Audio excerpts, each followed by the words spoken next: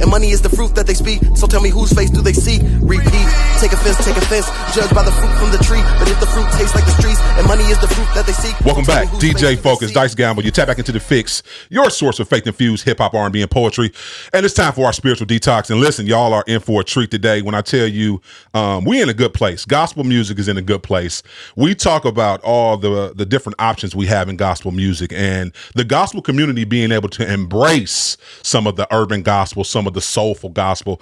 And when I tell you our guests we got on today, listen, if you ain't looking for that good R&B Motown type style singing, you might as well get out his way. I'm excited to talk with him.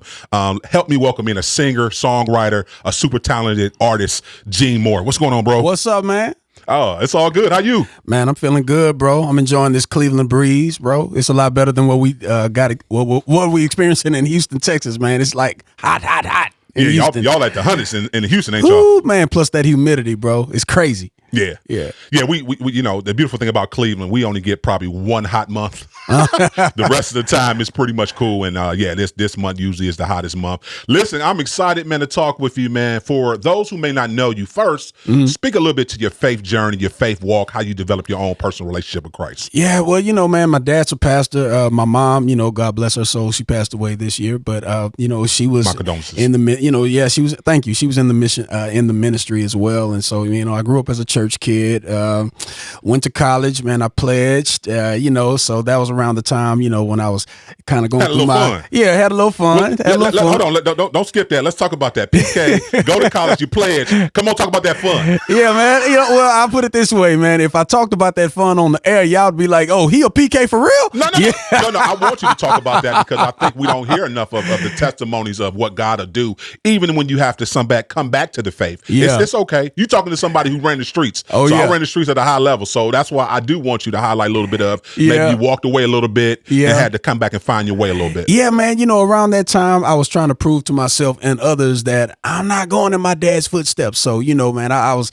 out partying, out drinking, just acting crazy, man, just doing what a typical 18, 19-year-old does, around that time. But I would say around the age of 23, that was when, I started settling down and I started getting a little more focused on what I wanted to do with my life. So, I graduated from college and with a degree in radio and television, and my minor was in advertising. And so I started working for a radio station. Now, I always sung, but singing was more so a hobby, so I would go out on the weekends, I would sing with different people, make my money, but then, I would go back to my regular job. Long story short, man, some things just started happening. God just had, other plans for me. And so I started getting more and more calls on the music side and less and less opportunities over on the side of that I got my degree in, so ultimately I went into music and here I am, bro. I got signed to Motown Gospel in 2013. I put out 3 records, before I even signed as a solo artist, man. I was singing with Kirk Franklin for 7 years. I was singing with Israel Houghton. I started singing with Kim Burrell when I was around 19 years old. So yeah, man, I've had a pretty colorful journey, bro. And so here I am, bro, and real quick, man, here's what's crazy. When you submit to the will of God, man, he has a way of bringing everything back around for you full circle. So now not only am I in music, but I'm back doing radio, because I got a radio show in Houston. So, I'm able to do what I love to do, bro.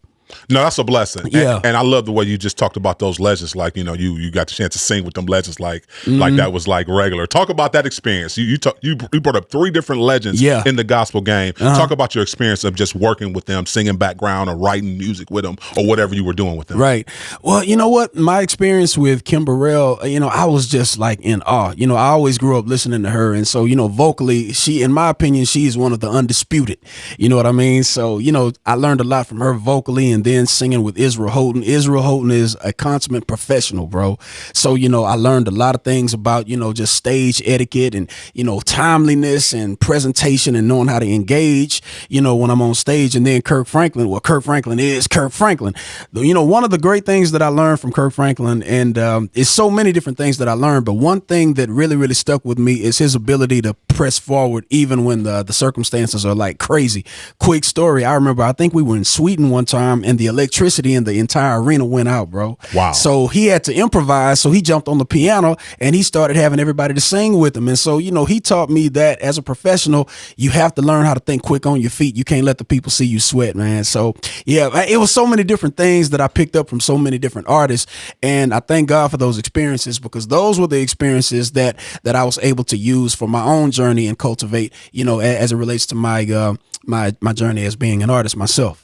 So talk a little bit more about some of your musical inspirations, because I know you said those three legends, getting a chance to work with them. I know they inspired you, but I know you had to have some soulful Motown roots. Speak to that and how you incorporate that in your music, because that's powerful.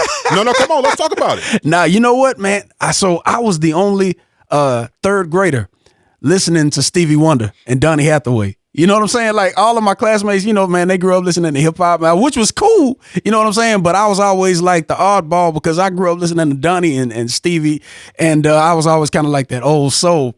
But man, Stevie Wonder and Donny Hathaway and Marvin Gaye are like my three muses. I consider them the muses, bro. I'm so inspired by everything that they do.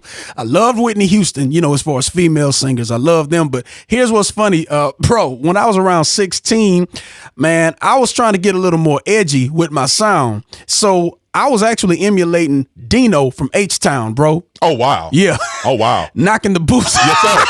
Somebody rocking, knocking never. Don't play games with that. 90s hip hop, 90s music. That's our era. That's the golden era. Yes, sir. That's the golden era of music, bro. I will go down in history saying that there is no era greater than the 90s era of music, bro. It just completely shifted the culture. Yeah, that's real. So, Gene, come on, talk about it.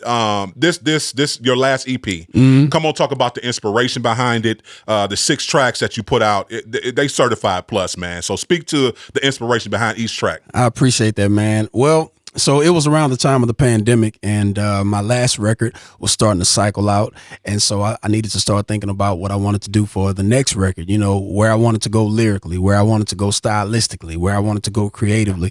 And so I was like, man, I'm not hearing nothing. I don't have any kind of inspiration.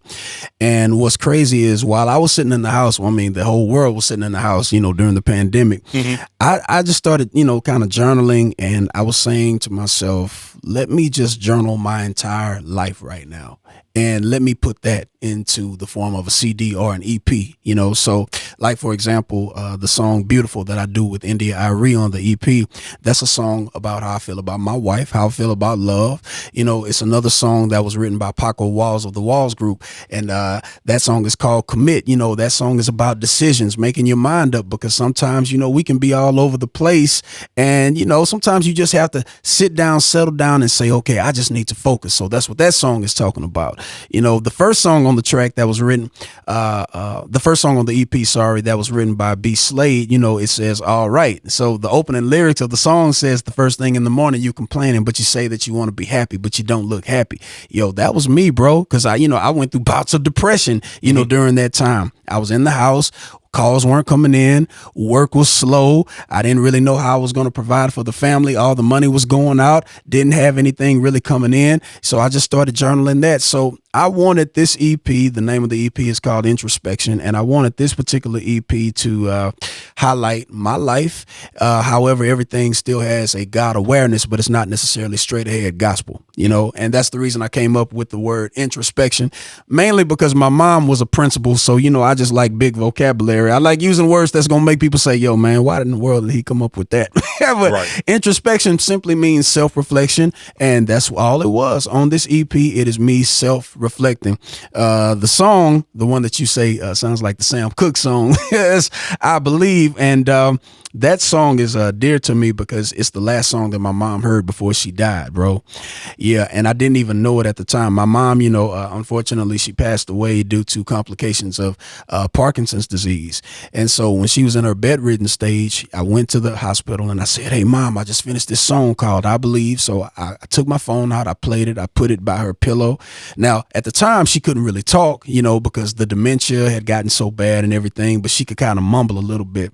So I put the phone next to her ear, played the song, and Dre, I swore, bro, she literally just opened her eyes and she just started to weep. You know, it was almost as if she couldn't really articulate what she was saying, but she was displaying what she was feeling. So now I Believe has really kind of been dubbed as Mom's song, you know. And when people hear it, I don't want people to feel a sense of death or a sense of heaviness, but if anything, I want people to feel hope, because on the other side of pain, there is hope, bro. So, you know, I Believe is a song about faith. It's a song about hope.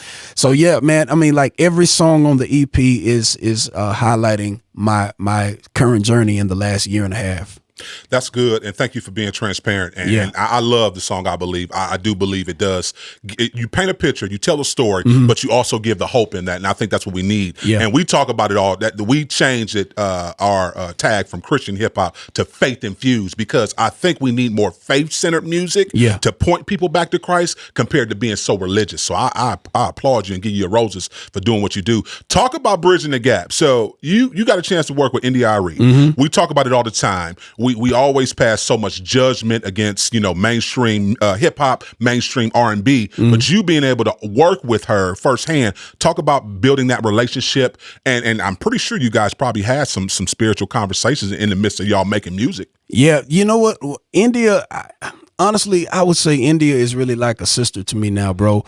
I've been working with her for the last 6-7 years, and you know, she has her belief system, I have my belief system, but however, we're able to come to the table and discuss those beliefs. You know, she's not trying to change me, I'm not necessarily trying to change her, but however, I do believe that for a lot of people, you're going to be the only Bible that people ever see. Sometimes you don't always have to go rambling off scriptures and preaching to nobody, but you just have to be the light.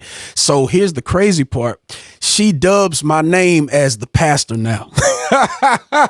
She dubs me as the pastor. It, like, even time, you know, because I still go out with her and I sing background, you know, when she does spot dates. And so when she's introducing the background singer, she'll be like, all right, yo, that's Gene, yo, that's our pastor. That's the pastor. You know what I'm saying? But that's endearing to me, because that says to me that in some small way, I'm still able to give some kind of an influence or some kind of an impact, you know, and I think that that's the way that we bridge the gap, is just be the light, man. You know, if you continue to be the light, then people are going to be drawn. You know, the Bible says, man, you lift Jesus up, man, he'll do the drawing. You know what I mean? So that's all you have to do, man. And that's how you bridge that gap. You do it by loving people. You do it by your lifestyle. That's real. That fruit. Yeah, people want to see that fruit. Yeah. Everybody talk it. I'm with you on that. Talk about the state of gospel music. Where do you think we are now when you talk about the state of gospel music? I would honestly, and man, let me give my disclaimer, man. This ain't no shade. No. You ain't got no disclaimer. This is the fix. You can speak freely. I want you to speak freely.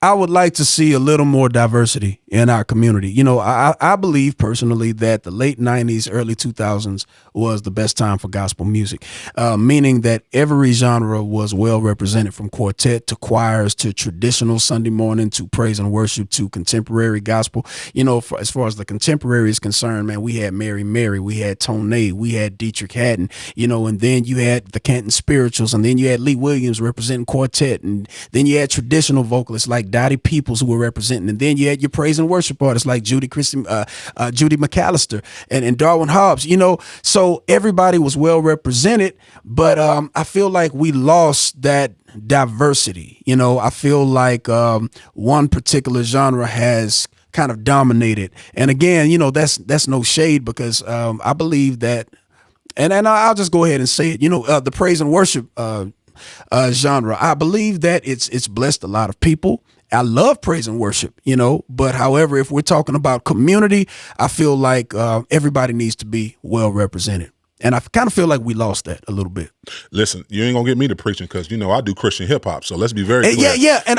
I constantly got to remind them as I walk in the room. Yes, I'm a part of the body too. So check this out. Yeah, and man, forgive me for even leaving that out. Like, even around that time, late 90s, early 2000s, man, you had Canton Jones, bro. You had Petty, you had The Truth. You know what I'm saying? Like, You had cross movement, you know, so everybody was well represented. And I think that the reason why we've kind of lost that diversity is because of we've lost the opportunities. You know, people are going to gravitate towards what's more visible. You know, I believe that when Bobby Jones was on the air on television, I think that he was really the one that pushed the culture forward, and he showcased a lot of different styles of gospel music. We don't really have the diversity or the visibility anymore, you know, so I think that that's another reason why we've kind of gotten lost a little bit. But again, y'all, hey, this is just my opinion. You know what I mean? I love everybody. I ain't throwing no shade, y'all. So don't get in my DMs, you know, talking no junk to me, man. Well, you can DM me. Y'all already know how I feel about it. So yeah, you ain't got to DM me because we need to continue to have this conversation. And to your point, absolutely, we need to be able to embrace and support. So the other thing is too as well, support. We have these concerts, we have these events, and people are not showing up like they need to. We need to start packing out these events, selling out these events to show the value to everybody. So we have the investors, we have more record labels, we have all the different entities we need to continue to do this thing, because it's still a business side of it too as well. Yes, we ministry driven, but it's a business side, and people want to invest money in something they feel they can make money off of. Let's be very clear. You signed to a major, so you understand. They're not going to just, Motown Gospel didn't just come after you because you didn't have the gift, and they didn't feel they could market you. They came after you. You had the gift, you had the talent, you have something we can market. Boom. Because that's the other thing we talk about. We need to make sonically good music. Make hits. A lot of artists are crying saying they're not getting a chance. They don't need a chance. Because you're not ready. So what's next for you, Gene, before I get you out of here? Man, you know, I'm going to just put it in the atmosphere, bro. I would really like to jump on somebody's tour, whether it's a secular or a gospel tour. Now, I got a little taste of it earlier this year. Shout out to my boy, Jonathan McReynolds, man. He just did an incredible tour called the My Truth Tour. And so, you know, different cities that he went to, he was asking different artists to come and open up. So when he did the Texas run, he asked me to do the Houston and the Dallas dates. Man, it was just incredible. I love touring. A lot of people say, I don't like touring. I love touring, man. So I'm going to just put it out there, man. You know, that's what Gene Moore wants to do for the rest of the year and probably going into the new year of 2024. I'm trying to get on somebody's tour. Listen, Gene, we appreciate you rocking with us, man. Tell the people how they can connect with you, follow you on all your social media platforms, as well as please introduce your I Believe track. All right. You can follow me on Instagram at _Gene Moore. That's GeneMoore. Facebook, same thing. Dre, I ain't really got into the TikTok thing yet, though, man. So you ain't TikToking? I ain't TikToking. You ain't doing your dances and stuff? No, bro. No, man. You know that's how you go viral. The kids say that's how you go viral. So you want to go viral? I know, Get man. on there and shuck and jive a little bit, bro. The government trying to get rid of it, man. So you know that's why I'm a little. So you up on the conspiracy theories? Huh? Man. Oh, I got to bring you back because I'm a little skeptical. That's another conversation. My wife put me onto it. Yeah, they watching us, huh? They watching us, man. But yeah, you can reach me on social media. I spend a lot of time on Instagram. Just hit me up. And the name of my single right now is entitled I Believe, and I pray that it blesses you. Keep it locked. You tuned into The Fix. You know The Fix is in. Fruit that they speak, so tell me whose face do they see? Repeat, take offense, judge by the fruit from the tree. But if the fruit tastes like the streets, and money is the fruit that they seek, so tell me whose face do they seek? The Fix is in.